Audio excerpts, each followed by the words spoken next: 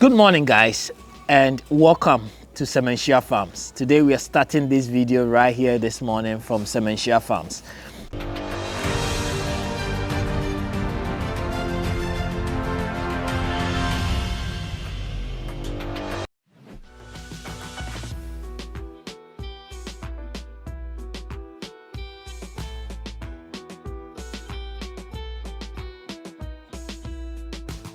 I woke up in the morning, one thing has been on top of my mind because of a conversation I had with a gentleman yesterday who had traveled all the way from the north of Ghana to this farm just to ask us, what are we doing that he is not doing in his community? And the reason is because his goats are dying. And this man, he's an allergy. He's been doing livestock farming before I was even born. And he shared some painful story with me about how his goats are not surviving and how he's losing a lot of money. So he wanted to come and study what we are doing. And I know allergy's story is not unique just to him, but there are many people out there that, due to the rise and the publicity of livestock farming now, a lot of us that are not used to it are venturing into it. And today I came here to tell you this, that they, just like human beings, if you go to the hospital now, you will see people dying, you will see people sick. It's the same for animals. Animal farming is very different from crop farming. And therefore, if you're already thinking about going into it, or if you're already in it, let me know what you experience it. Are you succeeding? Are you not? What have you learned? What is making you succeed? But this man really kept me thinking this morning that a lot of people are also failing because we are not doing the right thing. And I know we here share as much information as you can to educate you and make sure that you do it right so that you don't fall into the trap. And that's why we go by the 5 pillars here in farming in Africa. And if you don't know about those 5 pillars, please reach out to us. We have articles on it, we have videos on it that we can share with you. But we believe that for you to really succeed in any livestock farming, number one, you need to have the right genetic. If you go into my pen now, a lot of the animals have given birth, but you could see that genetically, some mothers even give birth to 2, one will die. The other one might not even survive. You see the way the mom will look during lactation period and the way it will look when it's not lactating, So all these things give you signs of the kind of genetic that animal have. So as a farmer, if you're going to start breeding, not every animal is for breeding. Some is just for slaughter. There are some animals here that will take them straight to the abattoir because they are not considered as breeding stock. So as a livestock farmer, you need to select the right genetic or breed for your farm if you want to succeed. If the foundation is weak, then you can have a successful farm. Once you've selected your quality breed or genetic, now you move on to the nutrition. How do you keep that animal healthy and strong immune system and growing better? That means that you cannot compromise on the feed. Most of you will spend money to buy a cattle or sheep or goats at a very expensive price. But when it comes to feed, you allow them to just roam randomly just to feed.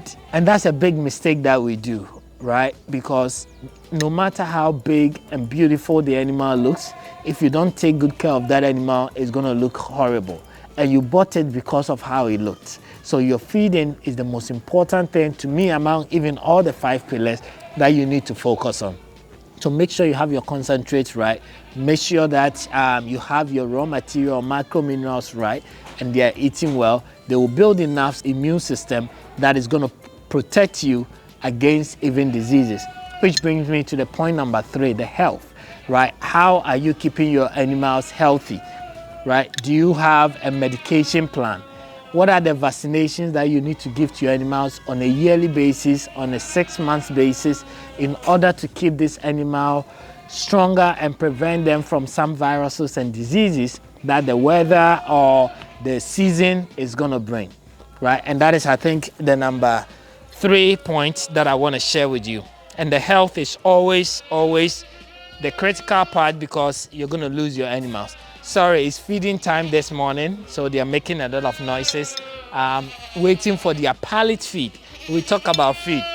They know that it's time for feed, and that's why they are all calling for it. If you feed them well and systematically, When it's time, they will let you know that it's time for them to eat.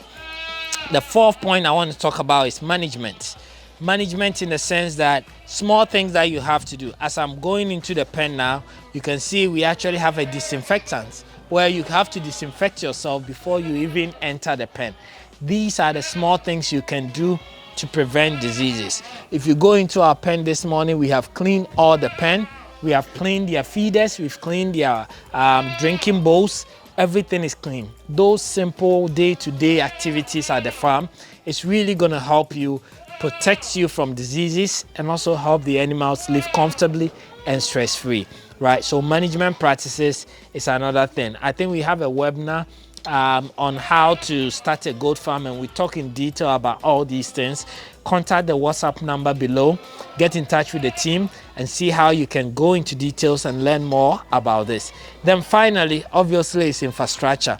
You know, some of us, we buy these animals so expensive and we put them wherever we want without the proper infrastructure. Yesterday I was here last night and it was pouring rain, and you look at our pen, all the animals have gone at the top.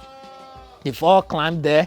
None of them was here, so they were able to keep themselves warm. Even the kids were there with their moms. They were cozy and warm, right? If I didn't have this infrastructure, I bet you I would have lost a kid last night because of how heavy it was pouring if they were just out there. So infrastructure plays a huge role in the success of your farm, right? So these 5 things are very important, and I will plead with you, if you really want to do this and do it right as a business, then take these 5 steps very seriously. And that was the same advice I gave to Alaji when he came here and walked him around. And he said, hey, this is a big investment. I said, yes, if you are serious about it, the first thing you have to invest in is not just the animals, but also all these 5 things to be able to provide a conducive environment and a sustainable business for your farm. I hope this is helpful. Write in the comment, let me know what you think about all these 5 pillars. Have I missed anything? Are all this adequate enough, or am I missing something? Write in the comments and let me see, and I'll bring you the next video the next time I see you guys. But it's morning and we've got to feed the baby. So I'll see you next time. Stay blessed.